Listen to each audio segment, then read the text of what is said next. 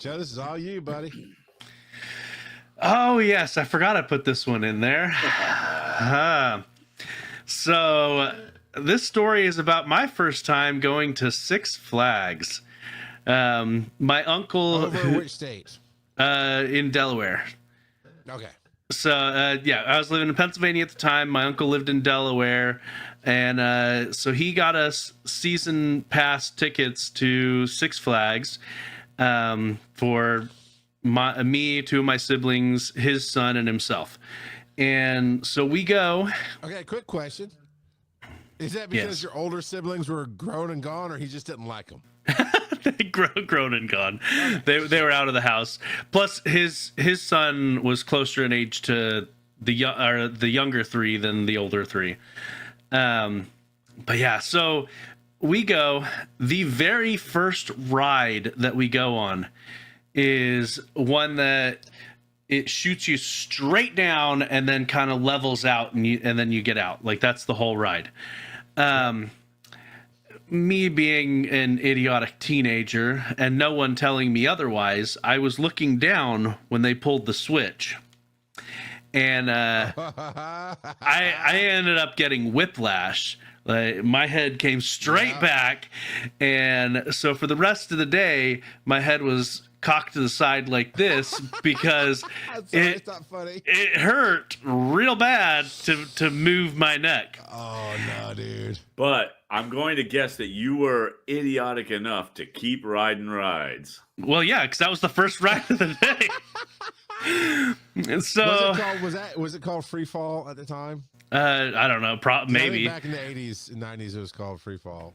So we're going around. I'm getting a progressively worse headache as we're going, that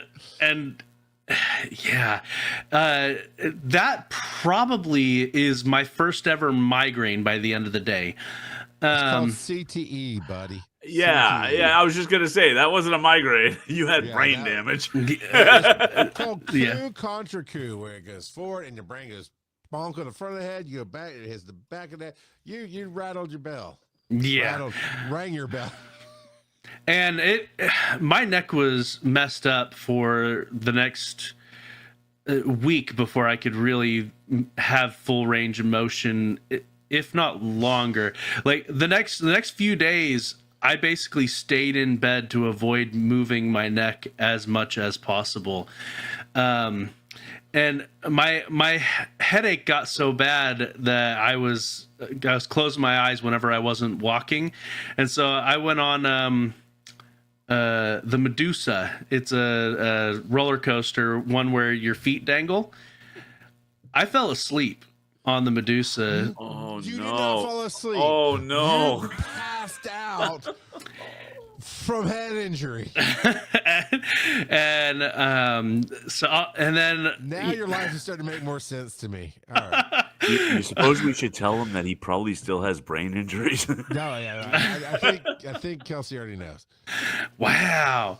And then on the way home, I was just laying in the back in the fetal position. I was super nauseous. No, I was super nauseous, but I didn't end up vomiting. Yeah, that's worse. And yeah, no, it was not a great experience in general. It sucked. I can't tell a story like that at all, Kurt. I mean, I thought it was gonna be like, oh, I could tell you bad stories of where I got at a certain point in my life, and it's post gallbladder removal. I don't think that really has anything to do with it. But I used to be able to eat roller coasters for lunch, but now I get on one, I get nauseous, and then if I get on one right after that, I throw up. You know, it's and it never did that before. Yeah, but that's nothing compared to traumatic brain injury and a concussion going on. Yeah, I can't beat that. Yeah. And I still love roller coasters. Yeah, and I hope the rest of your life is uneventful. Well, I do periodically get migraines nowadays, and my neck has definitely not been the same ever since. That stuff doesn't just go away magically. There's a reason why football players have to retire. The things we didn't know, you know. Right. You said you were what, 8, 9? So I was a teenager. I was 14, probably 15. 90s, early 2000s. That's like 21, early 2000s. Early 2000s, yeah. I thought I was gonna say, and my neck kind of stayed to the side for the next 40 years. You know. Yes, I'm like that guy from Happy Gilmore that has the nail sticking out of his head. It's just there permanently. Well, that definitely is the difference between your generation and Gen X, where if my neck was turned like that after an amusement park ride, my dad probably would have went, okay, come on, let's just go. Rub some dirt on it. That might have helped. Maybe it might have. It would have helped the injury to the brain, but it might have helped some other stuff. Walk it off. Don't be a wuss. You know, rub some dirt on it. I walked it off. Look, I was so afraid of getting in trouble as a kid. My whole thing was walk it off. I can survive anything. Yeah, and I was goofing at some youth trip. My dad was always youth pastor, and I got to go on this youth trip, and we're in some hotel room. Wait, your dad was a pastor? This case was a youth pastor, butt face. And there's a weird, might have to believe that. I heard that. For some reason, there was a table in this room, in this hotel room. I don't know. Everybody's on the bed, so I decided to get on the table, and I was going to jump onto the bed from the table, like WWE style.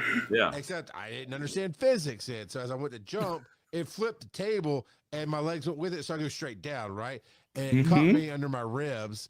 And like, and I couldn't breathe. And everybody just stopped. All the kids stopped and looked at me. And they're like, "We're going to tell your dad." Like, "No, you're not." No. You know. And it took like a whole day of me trying to hide it before my parents went. No, actually, I think I went through the whole trip. And then finally got home, and it still hurt. It was hard to breathe. So I finally told them about it after we got home. But yeah, well, I could have fractured a rib, but I wouldn't have known the difference. I was not going to tell them I was jumping off a table at a youth trip that my dad was running, because I was going to get in a lot of trouble for that. Yep. So, man, boy, what fun / dumb things you do to get hurt? I mean, when I was a kid, I broke my arm at 8 years old, 10 years old, and 12 years old. Well, were you jumping something? No, but I was on my bike.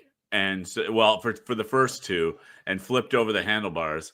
And then the third one, I was on ice chasing some punk kid and fell backwards, and my wrist hit a rock jutting out of the ice. Okay. Ooh. And that was dislocated and broken, and that was the bad one. And literally after the second time, when I walked home from the bus stop where it happened or whatever, I went home and just straight face said to my parents, "I broke my arm. We got to go to the hospital." Because I knew how it felt. Like I got used to the feeling, which is crazy. I've experienced this before. But the worst part is they gave me a little bit of a sedative in the hospital because it was dislocated, the last one.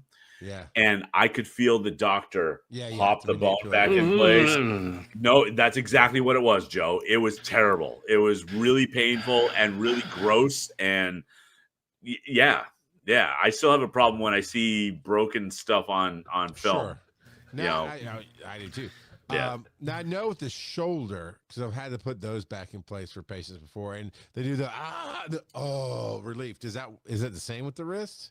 I don't actually remember because it was still broken on top of that, right? So broken it is okay. Yeah. So there was still plenty of pain, and they still had to put it. They had been manipulating that. They should have done surgery. Well, look, dude, it was the 80s. What do you want? It was a different time, right? It was the 1890s. I don't know. We'll just give you a sedative, and you can walk it off. Right. So they put the first level of plaster on it. And the doctor took my wrist in both hands and he popped it back into place, and then they finished the plaster. Oh, that's the worst. This is the most dad talk we could ever have. I was this is true story. I was running on a homemade slip and slide, but somebody turned the water off, and the back of my hand, this hand, right hand, touched my arm, and I snapped. Oh. Sorry, Kurt. Oh, you can it's feel just where I it know got what you're snapped. talking about. Just Yep. that It's just a bending way too far hyperextension. back. And I just clean popped the middle finger bone, the whatever. I was gonna be Metacarsal. smart, but I couldn't do it. So Scotch is working. And it's good. But yeah, all right. We could probably just compare injuries all night long. But Joe, my God, so that's a complete head injury story there. Yeah. And I thought you would just have bad stomach issues at 6 Flags. Well, at least we now have it recorded online so that when Joe forgets how to use verbs, we'll know why. Maybe this is why he uses underscores, because it helps him follow the sentence.